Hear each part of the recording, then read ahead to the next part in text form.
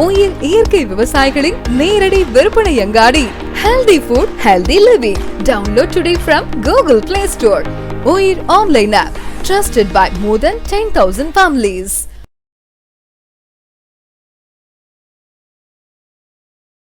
திடுக்குன்னு மரத்துக்குள்ள வந்து வெளியே வரோம். நீயா தலைவரே, நீங்கள் வந்து முதல்வர் இங்கே நான் வழக்கமாக வர்றது தான். நீங்கள் வரதுக்கு முன்னாடிலாம் வந்திருந்தேன். நீங்கள் வந்தால் பிறகு நான் வராமல் விட்டேன்.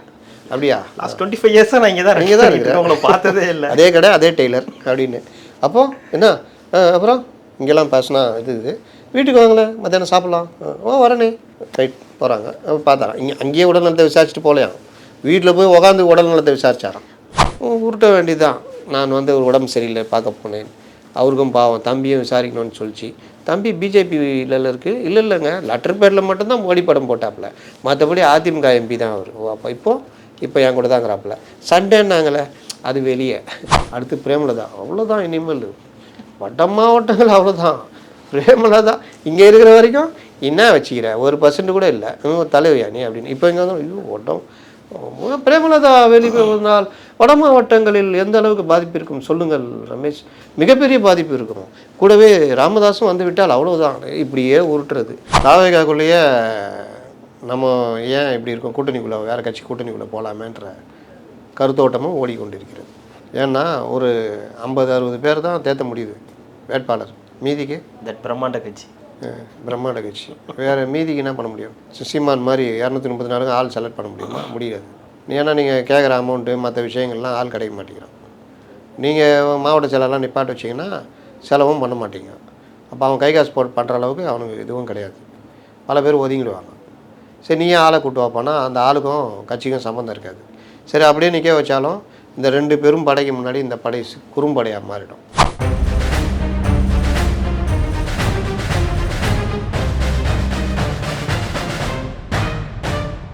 ரெட்ரோலுக்ஸ் நிஜங்களுக்கு வணக்கம். நான் கார்த்திக். இன்றைய பொலிட்டிக்கல் பல்ஸ் நிகழ்ச்சியில் நம்முடைய இருந்திருப்பவர் மூத்த பத்திரிகையாளர் திரு அப்துல் முத்தலீஃப் அவர்கள். வணக்கம் சார். வணக்கம்.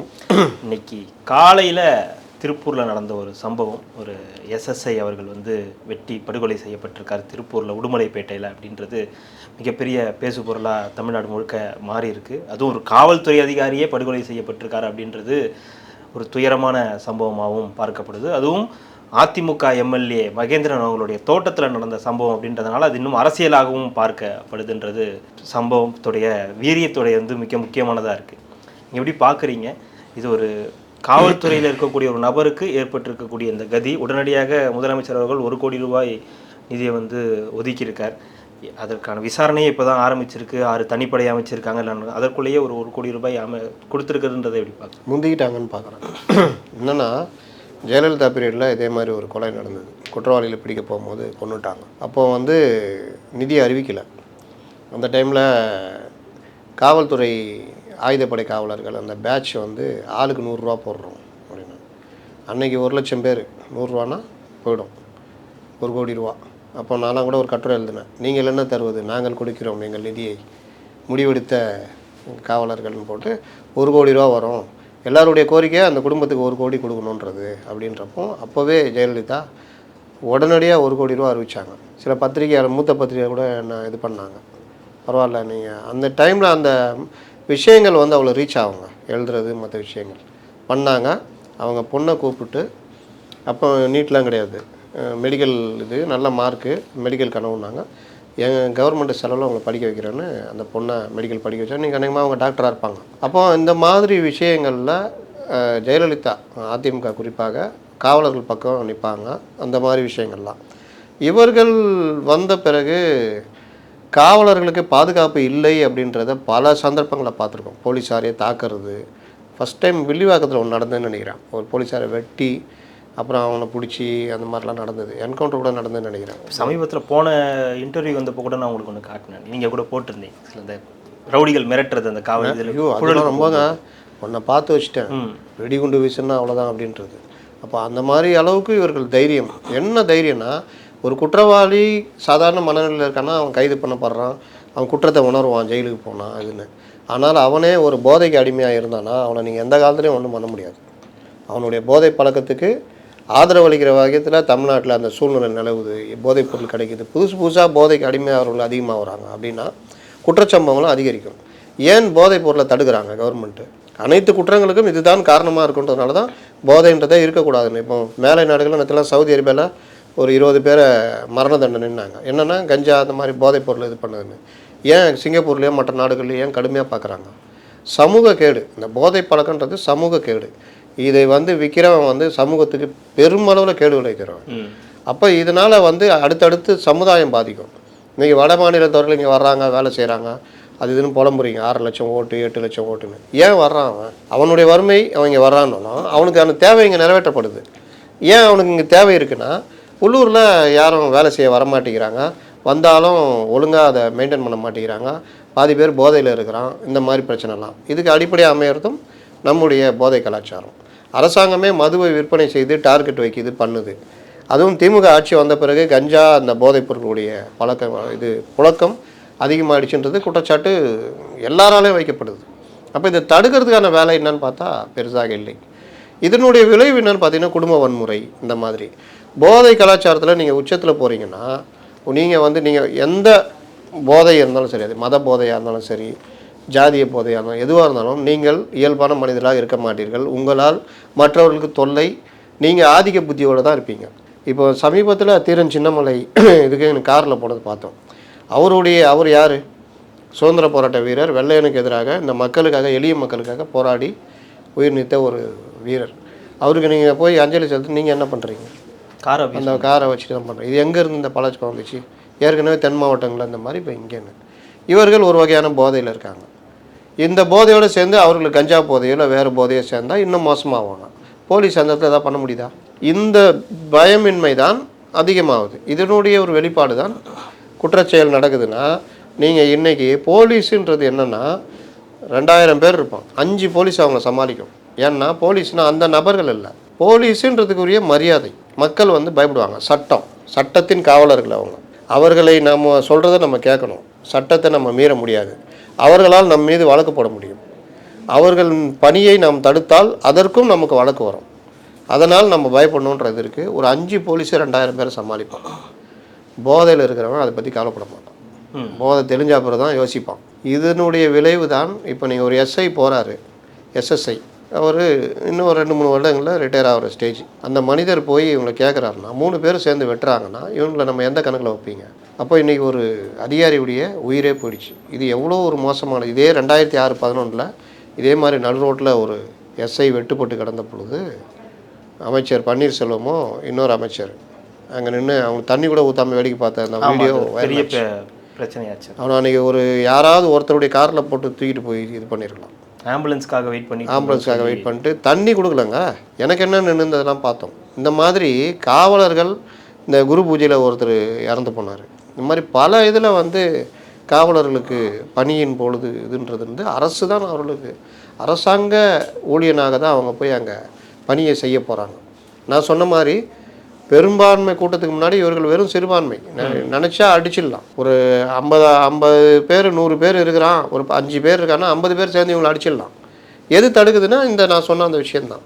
அப்போ உன் கவர்மெண்ட் சார்பாக அவன் போய் சட்டத்தை நிலைநாட்டு நிற்கிறான்னா, அவன் உயிருக்கு பாதுகாப்புக்குன்னா நீங்கள் அதற்கான சூழ்நிலையை உருவாக்கி கொடுக்குறதும் அரசுடைய பணி. ஆனால் இன்றைக்கி அந்த 3 பேர் இது நாளைக்கு என்ன பண்ணுவாங்க? ஒரு என்கவுண்டர் தான் நடக்கும். அதை ஜனங்க அதில் திருப்தி அடைவாங்க. பாடுறா பண்ணிட்டாங்க அப்படின்னு, இல்லை கையை காலம் முடிச்சு அதை காமிப்பாங்க. அது ஆனால் இந்த சூழ்நிலைக்கு அடிப்படையாக இருக்கிறது அது மது போதை கலாச்சாரம் அப்படின்றத சட்டம் ஒழுங்கு சீர்குலைவு. ஒரு இடத்துல போலீஸ் அடிச்சிட்டாங்க அப்படின்னா அவனுக்கு என்ன தண்டனை கிடைச்சதுன்னு ஜனங்க பார்க்க மாட்டாங்க. போலீஸ் அடிச்சிட்டாங்கன்றது தான் அந்த பயம் போகும், போலீஸ் மேலே உள்ள அந்த இது போகும். அதுதான் அதோடைய இதுதான் இந்த ரவுடிகள் மிரட்டுறது. இந்த இதெல்லாம் அவனுக்கு போனால் உள்ள அடி விழும் தெரியாதா? அதை மீறி தான் அவன் இதுவாக நிற்கிறான். அப்போ இது ஒன்று. இன்னொருத்தன் தற்கொலை பண்ணி இது இடமா கிடைக்கல, ஸ்டேஷனில் போய் இன்றைக்கி கொங்கு மண்டலத்துக்கு நல்ல காலம் இல்லை போல் அங்கே ஒன்று. இப்போ தான் அவர் அதில் நிமிந்தார். அந்த மேற்கு மண்டல ஐஜி அந்த உடுமலைப்பேட்டை அந்த கொலை நடந்ததில்ல, அந்த அதில் குற்றவாளியை கண்டுபிடிக்க முடியாமல் ரொம்ப கஷ்டப்பட்டு இப்போ தான் இதாச்சு. அது பண்ணுறதுக்குள்ளே இப்போ ஸ்டேஷனுக்குள்ளே போய் ஒருத்தன் தற்கொலை பண்ணிட்டான். அது எவ்வளோ பெரிய ஒரு விஷயம். இதுவும் அவருக்கு கையில் தான் வருது, இந்த மேற்கு மண்டல ஐஜி கையில் தான். அங்கே நேரில் போய் தோட்டத்தில் பார்த்துருந்தார்ல. ஆமாம். அது அப்போது இந்த விவகாரங்களில் ஏன் சில விஷயங்கள்லாம் இது பண்ணுவாங்க, குடிகாரர்களை, மதுப்பிரியர்களை.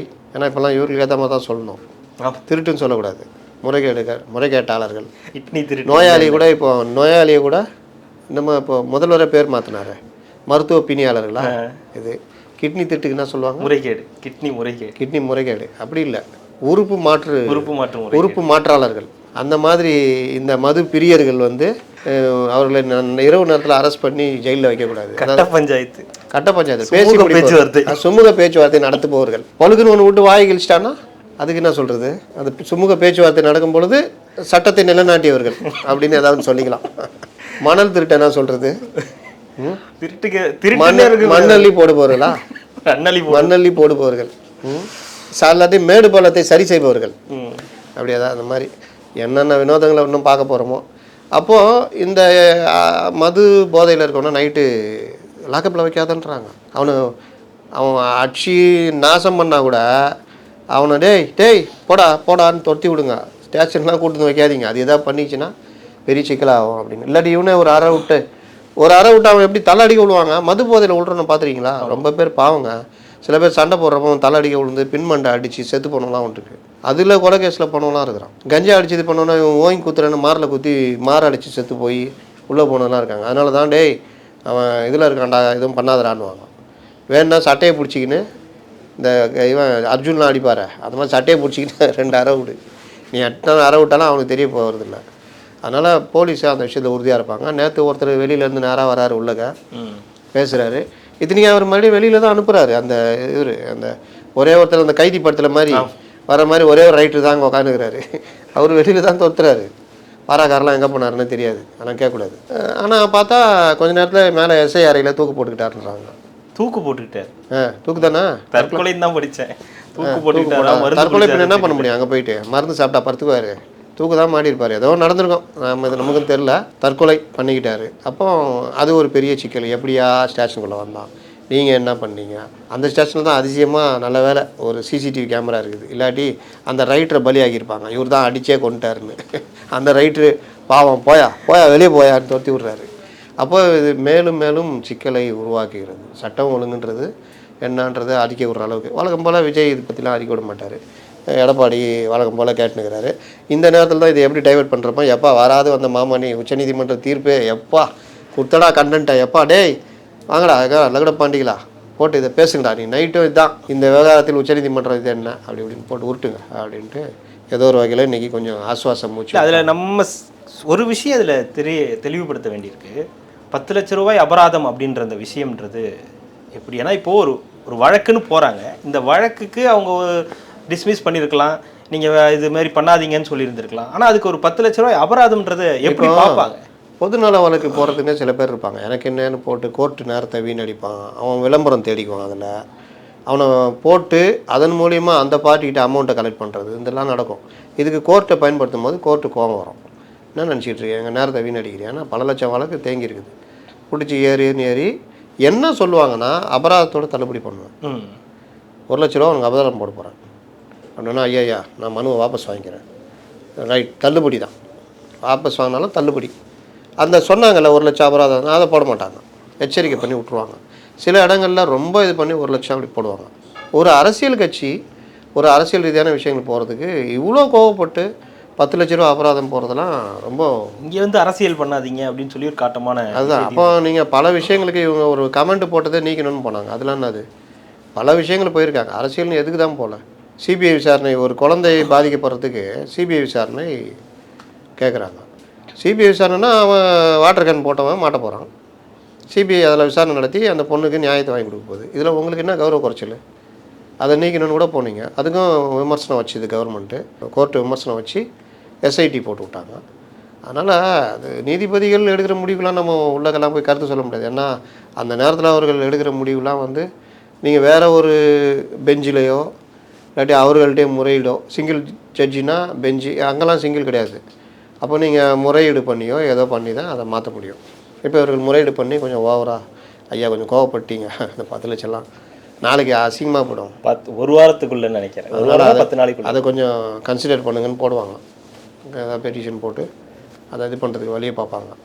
அதனால் இப்போ இவர் கமிஷனர் இங்கே போட்டு வாட்டுன்னு வாட்டினார்ல எஸ்எம் சுப்ரமணியம், இவங்க என்ன பண்ணாங்க, அங்கே போயிட்டு அந்த கமெண்ட்ஸை எடுங்கன்னாங்க. ஏன்னா அது லைஃப் லாங். அது நாளைக்கு அவர் ஹெச்ஓபிஎஃப் ஆகிறதுக்கு பட்டியலில் இருக்காருன்னா கோர்ட்டே இவரை கண்டிச்சிருக்குது, இந்தந்த கமெண்ட்ஸ் கொடுத்துருக்காங்கன்னு கொண்டு போயிடுவாங்க. அப்போ அதை நீக்கிட்டா உங்களுக்கு பிரச்சனை இல்லை. நீங்கள் ஒரு தண்டனையில் இருந்தீங்கன்னா நீங்கள் எம்எல்ஏ பதவியெல்லாம் போயிடும். அந்த தண்டனையே ரத்து பண்ண வச்சிட்டிங்கன்னா பொன்முடி மாதிரி மறுபடியும் பதவி இருக்கலாம். அப்புறம் வாயால் கட்டுறது வேறு விஷயம். அப்போது நீங்கள் ஏன்பா அவங்க தான் தண்டனை கொடுத்தாங்கல்ல அப்படின்னா அவங்க தான் ரத்து பண்ணிட்டாங்கல்ல, அப்போ தண்டனை கொடுத்தது சரியா ரத்து பண்ணது சரியானா அதெல்லாம் வேறு விஷயம். குவாஷ் பண்ணிட்டா முடிஞ்சிச்சு, நான் புனிதமானவன். அந்த மாதிரி தான் இதை வந்து பண்ணுறதுக்கு வேலையை பண்ணுவாங்க. இவர்கள் சில நீதி கேட்டு போகிறாங்க, இது அரசியல் பிரச்சாரமாக இவங்க மாற்றுறாங்க. நீங்கள் உங்கள் தொகுதியின் முதல்வர் காப்பீட்டு திட்டம் அந்த மாதிரி போகிறதுனா வேறு. ஆனால் இவர் ஸ்டாலின் போடுறப்போ தேர்தல் நேரத்தில் திடீர் அக்கறையாக பண்ணும்போது ஜனங்கள்கிட்ட இவர்கள் திமுகவுடைய பிரச்சாரமாக கொண்டு போகிறாங்கன்னு இவங்க கொண்டு போகிறாங்க. அதில் அவருக்கு என்ன கோபமோ தெரியல, எங்கள் நேரத்தை வீணடிக்கிறீங்கன்னு என்ன கோபத்தில் இருந்தாரோ தெரியல, போட்டு விட்டார். அவர்கள் அது முறையீடு பண்ணி கூட மாற்றுறதுக்கான வாய்ப்பு இருக்குது. இல்லைன்னா ஒரு வாரத்தில் கட்டி ஆகணும். இன்றைக்கி இவர்களுக்கு கண்டென்ட் கிடைத்து விட்டது, வேறு என்ன சொல்ல முடியாது. இதில் இன்னொரு முக்கியமான விஷயம் இன்றைக்கி நடந்ததில் அரசியல் நிகழ்வில் முதலமைச்சர் ஸ்டாலின் அவர்களை கூட்டணி கட்சி தலைவர்கள்லாம் போய் சந்திச்சிருக்காங்க. திருமாவளவன் அவர் கூட்டணி கட்சி தலைவர்களா, மக்கள் நல கூட்டணி தலைவர்களா? கூட்டணி கட்சி தலைவர்கள். மக்கள் நல கூட்டணியா இல்லை முன்னாள் மக்கள் நல கூட்டணி தலைவர்களும் இந்நாள் கூட்டணி கட்சி தலைவர்களும் போய் சந்திச்சிருக்காங்க. ஏன் இவரெலாம் போல? யார்? மிஸ்டர் செல்வ பெருந்தகை, இஸ்லாமிய இயக்க தலைவர்கள், அப்புறம் கூடவே இருக்கிற போர்வால், சார்வால். அவர் ஒரு 3 நாளைக்கு முன்னாடி தான் போய் பார்த்து 4 நாளைக்கு முன்னாடி போய் பார்த்துட்டு வந்திருக்காரு. சரி, போய் பார்க்கும்போது மொத்தமாக போய் பார்த்துட வேண்டியது தானே. எதுக்கு எல்லாரும் போய் ஆணவ கொலைக்கு எதிராக முக்கியமானது இல்லை, அவங்க அதானே சொல்கிறாங்க, வெளியே வந்துன்னா உருட்டுறாங்க ஆணவ கொலைக்கு எதிராக. அதுக்கு தானே போனோம். அதில் இவருக்கு உடன்பாடு இல்லையா வைகோக்கு? இவர்கள் பழைய கூட்டாளி தானே அவரும்? ஆமாம், மக்கள் நல கூட்டணி கூட்டாளி தானே. கூட்டாளிலாம் கிடையாது, அவர் தான் அட்மின் சிஓ மறைந்த விஜயகாந்த், அவரு சிஇஓ, இவர் அட்மின். அவரை சிஇஓ இவங்களாம் ஆக்குனாங்க. அட்மின் இவர் தான். Second admin Thirumavalavan. ஓனரு ஜெயலலிதாவா? சரி, அதை விடுங்க, அது ஒரு துன்பியல் சம்பவம். அப்போது இவர்கள்லாம் வந்து போய் பேசும்போது வைகோ கூட மாட்டேங்கிறாங்க, ஜவஹர்லால் கூட மாட்டேங்கிறாங்க, காதர் மொய்தீனை கூட மாட்டேங்கிறாங்க. இவர்கள் போகிறாங்கன்னா இவர்கள் மக்கள் நல கூட்டணி. சரி, ஏன் போனாங்க? அதான் ஆணவ படுகொலைக்காக தனிச்சட்டம் கேட்டு. அது உங்களுக்கு. ஓபிஎஸ் எதற்கு போனார்? ஓபிஎஸ் உடல்நலம் விசாரிக்கிறதுக்காக போனார். எடப்பாடி அமித்ஷாவை எதற்காக சந்தித்தார்? அது அரசியல். அது வந்து அவர் தான் முதலமைச்சர்னு கன்ஃபார்ம் பண்ணுறதுக்காக போனார். யார் முதலமைச்சர்னு? எடப்பாடி தான் முதலமைச்சர், அமித்ஷா அது இல்லைங்க, முத சந்திச்சாரா? 2 கார்லாம் மாறி போனார். அது வந்து கூட்டணி வைக்கிறதுக்காக. கூட்டணி வைக்கிறதுக்கா என்ன சொன்னார் எடப்பாடி? வந்து தொகுதி பிரச்சனை, அது வந்து தண்ணி பிரச்சனை பேசிக்கிறேன் ஐயா, மீனவரும் பேசிக்கிறேன் அப்படி தானே சொன்னார். நிறைய பிரச்சனை இருக்கு, அதனால உள்துறை அமைச்சரை சந்திக்கிறதுக்காக சொன்னார். ஆனால் என்ன நடந்தது? கூட்டணி. நம்ம ஒவ்வொரு சந்திப்புக்கும் பின்னாடியும் ஒவ்வொரு விஷயம் இருக்குது. திடுக்குன்னு மரத்துக்குள்ளே வந்து வெளியே வரான். நீயா தலைவரை நீங்கள் வந்து முதல்வர் இங்கே நான் வழக்கமாக வரது தான், நீங்கள் வரதுக்கு முன்னாடிலாம் வந்திருந்தேன், நீங்கள் வந்தால் பிறகு நான் வராமல் இருக்கேன். அப்படியா? லாஸ்ட் 25 இயர்ஸாக நான் இங்கே தான் இருக்கிறேன், உங்களை பார்த்ததே இல்லை. அதே கடை அதே டெய்லர் அப்படின்னு. அப்போது என்ன அப்புறம் இங்கெல்லாம் பேசினா இது வீட்டுக்கு வாங்களேன், மத்தியானம் சாப்பிட்லாம். வரனே ரைட் போகிறாங்க. பார்த்தாரான் அங்கேயே உடல்நலத்தை விசாரிச்சுட்டு போகலையாம், வீட்டில் போய் உட்காந்து உடல்நலத்தை விசாரிச்சாராம். நீங்கள் சொல்கிறது வந்து கரெக்டு. அங்கே ஒரு உடல்நலத்தை விசாரிச்சாரு. விசாரிச்சுட்டு என்ன சொல்லியிருக்காரு, என் பையனும் ரொம்ப வருத்தப்பட்டாரு, என் பையனோட வரேன் அப்படின்னு சொன்னதுக்கு அப்புறம் ஈவினிங் ஒரு குளத்தூர் கிருஷ்ணமூர்த்தி இன்னும் ஒரு 4-5 பேர் கூட்டு போனாங்க. அவங்களும் வருத்தப்பட்டாங்க, அதனால போனோம். வருத்தப்பட்ட எல்லாரையும் கூட்டு போய் உட்காந்து பேசினாங்க. சரி. அது பண்ருட்டி ராமச்சந்திரன் இன்னைக்கு போக முடியல, அவரே உடல்நிலை அவர் அவர் பார்த்துக்குவார், அட்மின் அது தனி. அதனால் அவர் போகல. ஒரு பேட்டரி செல்லு, ஒரு பேட்டரி தண்ணி ஊற்றுற பேட்டரி, அதனால் அது பிரச்சனை இல்லை. மொத்தமாக போய் பேசியாச்சு. இது மாதிரி விஷயம் சந்திப்பே என்னென்னா அந்த மரத்துக்கு பின்னாடி இந்த டப்புன்னு வெளியே வரதே ஒரு செட்டப் தான். அதுக்கு முன்னாடியே ஐயா தங்கம் தென்னரசெல்லாம் பேசினதாக தகவல்.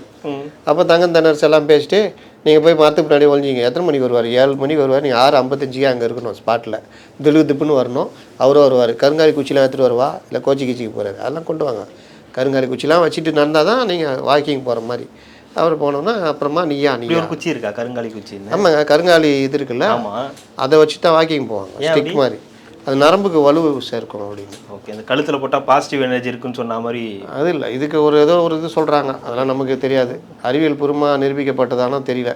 இந்த மாதிரி கேள்வி கேட்டு தான் இங்கே வந்து உட்காந்துக்கிறோம். கேள்வி கேட்காம இருந்தால் கூட நல்லா ஒரு கொஞ்ச நாளைக்கு முன்னாடி வரைக்கும் கருங்காலியில் இந்த மாலை செஞ்சு போட்டால் அவ்வளோ பாசிட்டிவ் எனர்ஜி. இன்றைக்கி அங்கே என்ன கொஞ்ச நாளைக்கு முன்னாடி வரைக்கும் இன்றைக்கே கருங்காலியில் போலி கருங்காலிலாம் விற்கிறான். எவ்வளோன்னு கேட்டால் 10 ரூபா தாங்கன்றான். 10 ரூபாய்க்கு எவ்வளோ பெரிய அப்படி மாலை கிடைக்குதுன்னா அது கருங்காலி தாங்க அப்படின்றான். இந்த கையில் போட்டு ஒன்று உருட்டுவாங்கல்ல முன்னால், அந்த இதை சொல்லுவாங்களே, அது ஏதோ ஒரு மாலை சார், சில்லுன்னு ஆயிடுமே கை கூட, தெரியல, ஸ்படிகம் அந்த மாதிரி போல. அதனால் அந்த உருட்டுகளாக இருக்குல்ல, எதையுமே அறிவியல் பூர்வமாக நம்பணும். இன்றைக்கி ஒரு அம்மாலாம் திடீர்னு வந்துச்சு, இந்த பிஜேபியில் ஒரு அம்மா இருக்கிறாங்க, பொண்ணு பார்க்கறதுக்கு நல்லாயிருக்கும், நல்லா இருக்கிறவங்க சொன்னால் நல்லா இருக்கும்ல, அந்த மாதிரி திடீர் டாக்டர் ஆகிட்டு என்னென்னவோ சொன்னாங்க, குப்புறப்படுத்தா மார்பக புற்றுநோய் வரணுருச்சு நம்மளால். அதுலேருந்து பொம்பளைங்க தூங்கும் போது பக்கத்தில் வீட்டுக்காரர்கிட்ட சொல்லிடுறது, குப்புறப்படுத்தா நான் நிமித்தி விட்ருங்க, வேறு மார்பக புற்றுநோய் வருமானு. அப்புறமா பொறுத்து பார்த்து எல்லாம், ஏய் ஏம்மா ஓட்டுறது ஒரு படத்தில் இவர் சொல்லுவார் சிங்கமுத்து, ஓரளவுக்கு சொல்லலாம் தம்பி, ஒரேடியாக அந்த மாதிரிலாம் சொன்னால் தாங்க முடியல என்னால் அப்படின்னா, அந்த மாதிரி அந்த அம்மா சொல்கிறது நுங்கு தின்னா கேன்சர் போய்டும் அதுன்னு தாங்க முடியலன்ட்டு மருத்துவ கவுன்சில் எழுதி போட்டு அந்த அம்மாவை கூப்பிட்டு இதுக்கெல்லாம் ஆதாரம் எங்கன்னு அவங்க பயந்துட்டாங்க, ஒருவேளை உண்மையாக இருக்குமோன்னு சொல்லிட்டு. ஆதாரம்லாம் ஒன்றும் இல்லை சார், நம்புகிறாங்களா அதான் ஆதாரம்னு இருந்துச்சு அந்த அம்மா, கொன்னே போடுவேன்ட்டு அந்த இதெல்லாம் கட் பண்ணி விட்டாங்க. அந்த மாதிரி உருட்ட வேண்டியதுதான். நான் வந்து ஒரு உடம்பு சரியில்லை பார்க்க போனேன், அவருக்கும் பாவம் தம்பியும் விசாரிக்கணும்னு சொல்லிச்சு. தம்பி பிஜேபியில் இருக்குது, இல்லைங்க லெட்டர் பேரில் மட்டும்தான் மோடி படம் போட்டாப்புல, மற்றபடி அதிமுக எம்பி தான் அவர். அப்போ இப்போ என் கூட தாங்கிறாப்புல, சண்டேன்னாங்களே அது வெளியே, உள்ளூரை பார்த்தீங்கன்னா என் கூட தான் தம்பி இருக்காப்புல, அப்படி இப்படின்னு கூப்பிட்டு போய் உட்கார வச்சு பேசி உள்ளே வந்துருங்களேன், உங்களுக்கு ஒரு இது தர்றேன். ஏற்கனவே மகாராஜனும் தங்க தமிழ் சொல்லணும் சண்டை போட்டுக்கிறாங்க, அந்த சண்டை அவ்வளோ நல்லா இல்லை, நீங்கள் வந்தீங்கன்னா இன்னும் கொஞ்சம் நல்லாயிருக்கும் சண்டை, வாங்களேன் தம்பிக்கும் பொறுப்பு தரோம் அப்படின்னா. அதான் சொல்லிட்டார்ல அவர் தான் வந்து அரசியலாக மாற்றாதீங்க, நான் வந்து பார்க்க போனது அவரோட உடல்நலத்தை இது பண்ணி தான் பார்க்க போனேன். அதான் அங்கேயே பார்த்துட்டிங்களா, அடையாள ஆலமரத்துலேயே பார்த்துட்டிங்களா சார்? அது என்னங்கிறீங்க எப்படிங்கிறீங்க சார்? வாக்கிங் என்ன சார், வேற என்னமோ கேள்விப்பட்டேன், அதெல்லாம் இல்லைங்க. போகும்போது பார்க்குறது வேற, வீட்டில் போய் உட்காந்து ஒரு டீ சாப்பிட்டு பார்க்குறது, நலம் விசாரிக்கிறது வேற இல்லையா? அதுக்கு நேராகவே அங்கே போய்ட்டு வந்தோம், எதுக்கு மரத்துக்கு முன்னாடி ஒழிஞ்சு இருந்துட்டு குதிக்கணும், அவர் வேறு பயந்துக்கிறாப்புல, திடுப்புன்னு வந்தோம்னா ஐயோ என்னடா பாது என்ன இல்லை வாக்கிங் தான் வந்து வாக்கிங்கா வழக்கமாக வந்து இந்த ஜூனியர் ஆர்டிஸ்ட்டுக்கு தான் டபுக்குன்னு வரும், ஐயா அவங்க ஆட்சி ரொம்ப நல்லா இருக்குதுன்னோம், நல்லா இருக்குதா நல்லா, அந்த ஒரு அம்மா ஓட தருமா ஜிங்குன்னு, அது ஒழுங்காகவே நடிக்க தெரியல, அந்த மாதிரி காட்டி கொடுத்துச்சு. அப்போ அந்த மாதிரி ஜூனியர் ஆர்டிஸ்ட் வருவாங்க, பத்திரிகையாளர் வருவாங்க, அவர் என்ன சரி நல்லா இருக்கீங்களா, நல்லா இருக்கேன், ஆங்கில பத்திரிகையில் போஃபோர்ஸ் வரைக்கும் எழுதுனீங்க, ஆமாம் இன்றைக்கி ஜூனியர் ஆர்டிஸ்ட் இருக்கு, ஆமாங்க. அவங்க அந்த வாக்கிங் போகிற இடத்துல ஒரு ஃபேமிலி இருக்கும்னு நினைக்கிறேன், ஒரு வீடு இருக்கும்னு நினைக்கிறாங்க. சரி, அவங்க திடீர்னு அவர் நான் டெய்லியும் பார்ப்பேன், அவர் எனக்கு கை காட்டுவார், அப்படியா? சரி தலைவர் கை காட்டினா தலைவர் கை காட்டி தான் ஆகணும். அது ஜெயலலிதா போவாங்க எல்லாருக்கும் வணக்கம் சொல்லுவாங்க, எம்ஜிஆர் கையாட்டுவார், எல்லோரும் தான் பண்ணுவாங்க, இவர் தான் கையாட்ட மாட்டார், செல்ல நோண்டினே போவார். சரி அங்கேயாவது கையாட்டோம். அப்போ அந்த ஜூனியர் ஆர்டிஸ்ட் மாதிரி இவரும் டப்புன்னு குவிச்சோன்னா, சரி என்னப்பா ரெடி என்ன சொல்லவே இல்லை, இல்லை நான் உங்களுக்கு சர்ப்ரைஸ் கொடுக்க தான் அவரும் அதை சொல்லிட்டு தான் குவிச்சாப்பில்ல. அப்படி இப்போ இந்த சந்திப்புக்கு பிறகு என்ன தான் அரசியல் இருக்குன்றீங்க? சந்திப்புக்கு பின்னாடி திமுகவிற்கு அணி மாறுவதற்கான அரசியல்.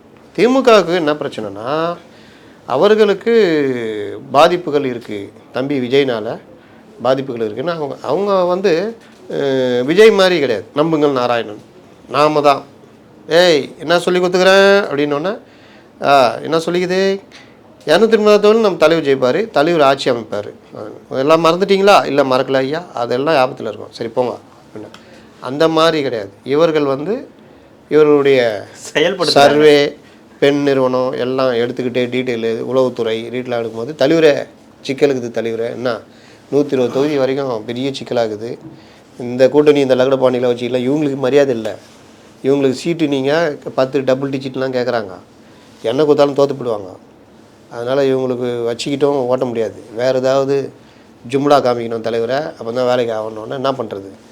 அவர் ஏதோ வருத்தத்தில் இருக்கிறார் தலைவரை, பக்கத்தில் ரூம் போட்டு பார்த்தாரு, என்னென்னவோ பண்ணி பார்த்தாரு, அவரை இது பண்ண, அப்போ ஒரு பேசு அப்படியே இயல்பாக சந்திக்கிற மாதிரி இருக்கணும், அந்த மாதிரி பண்ணேன். அப்புறம் இந்த மேடத்துக்கு ஒரு சீட்டு தரலன்னு ரொம்ப கோச்சினுக்குது, அதான் அவங்க தரேன்ட்டாங்களே, அதெல்லாம் அந்த மாதிரி நம்புகிற மாதிரி இல்லை, இழுத்து போடு. அப்புறம் அப்பாவுக்கும் பிள்ளைங்க நம்ம தான் தலைவரை சண்டை முட்டி விட்டோம், இன்றைக்கி முட்டிக்கு நிற்கிறாங்க, தலை முழுகிட்டேன் அதெல்லாம் பேசினுக்கிறாப்புல, எப்படியும் புள்ள தனியாக கட்சியை கழட்டிட்டு போயிடுவாப்புல, அப்பாவை நம்ம இது பண்ணிட்டோன்னா நம்மளும் நம்ம சைட்லேயும் பாமக இருக்குது. இஸ்லாமிய கட்சிகள் பார்த்துருக்கீங்களா, இங்கேயும் 4 பேர் ஒரு டைமில் இந்த தமிமுன் அன்சாரி இங்கே வராரு, ஜவஹர்லால் அங்கே போகிறாரு, மறுபடியும் ஜவஹர்லால் இங்கே வந்தோன்னே தமிமுன் அன்சாரி அங்கே கூப்பிட்டு ஜெயலலிதா டக்குன்னு சீட்டை கொடுத்துட்டாங்க. அப்போ இருக்கா அந்த மாதிரி இப்போ பாமக எங்ககிட்டே இருக்குன்னு காமிக்கிறதுக்கு தலைவர் இவங்க 3 பேர், இன்னும் யாராக இருக்காங்களா, நம்ம பிறலாம் தலைவரை அங்கே எவ்வளோ பேர் இருக்கிறாங்களோ அப்படியே பிராஞ்சா கொண்டு வர போகிறோம். சரி ரைட், அதெல்லாம் பார்த்துக்குங்க.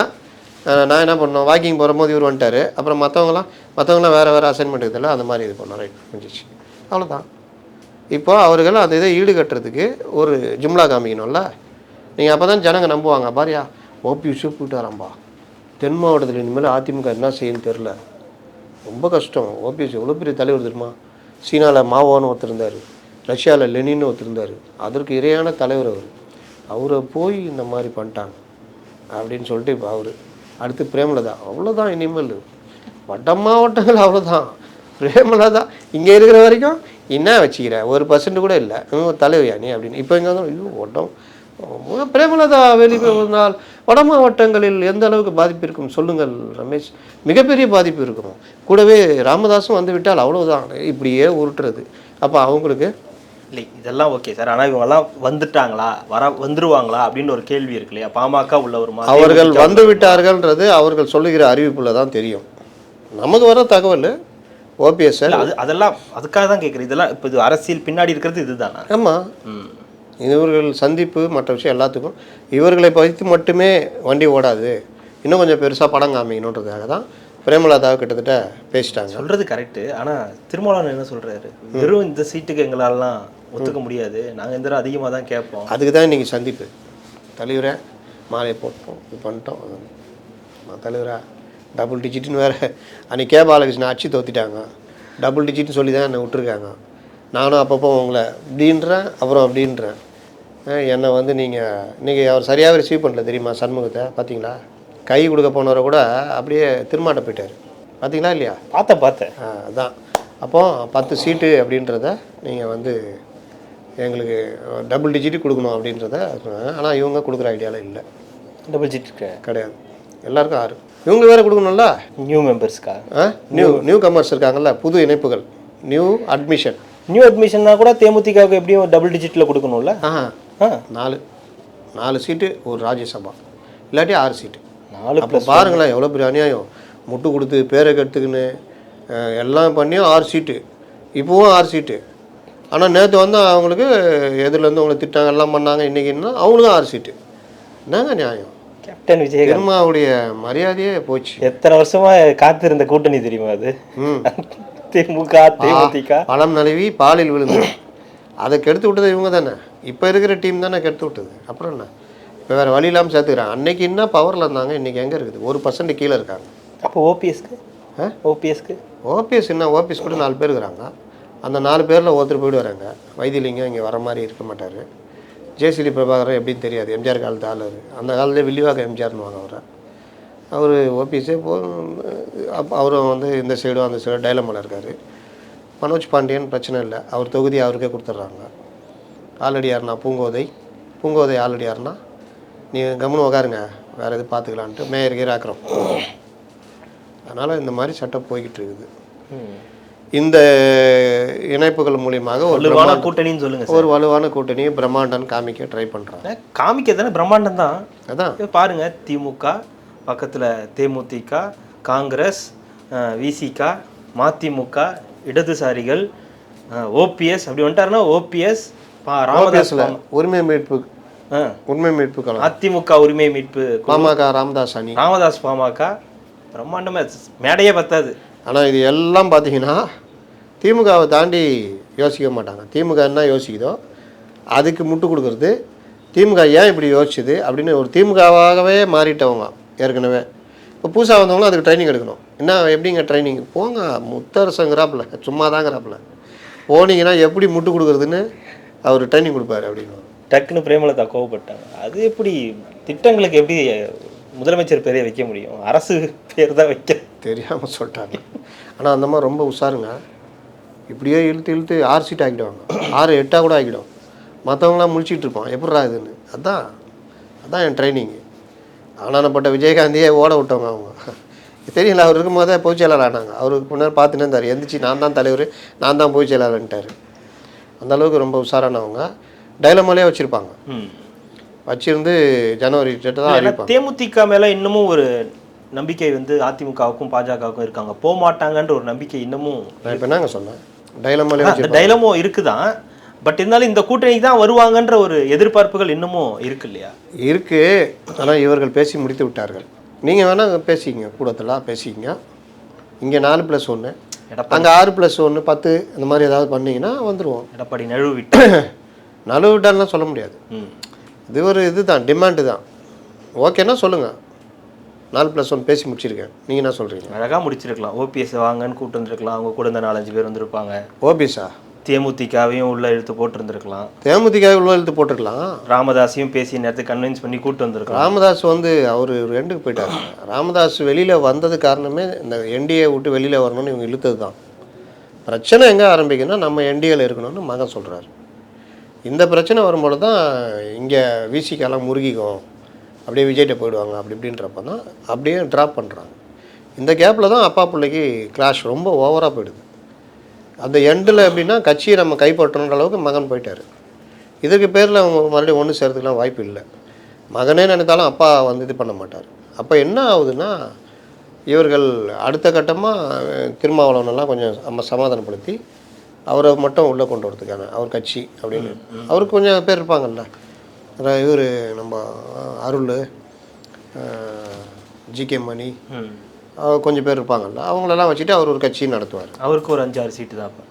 6 சீட்டு, 6 அவ்வளோதான். அதில் ஒன்று வந்து வேறு யாருக்கோ கொடுக்குற மாதிரி, 5+1 அப்படின்ற மாதிரி. அதனால் இந்த மாதிரி பெருசாக படம் காமிச்சு தான் ஏடிஎம்கே பண்ணலான்னு ஒரு ஐடியாவில் இருக்காங்க. அதை நோக்கி தான் நகருவாங்க. இது எல்லாத்தையும் உறுதிப்படுத்துறது அவங்கவுங்க தான் உறுதிப்படுத்தணும். நீங்கள் என்னங்க அவங்க சொல்லலைன்னா நான் ஒன்றும் பண்ண முடியாது. நாங்கள் நண்பர்களாக பழகி வருகிறோம் தான் சொல்லுவாங்க. நம்மளும் எப்படி போடுவோம், நண்பர்களாக பழகி வருகிறார்கள், ஆனாலும் இவர்கள் லவ் பண்ணுவது தெரிகிறது, கூடிய விரைவில் திருமணம் நடக்கலாம் அப்படின்னு.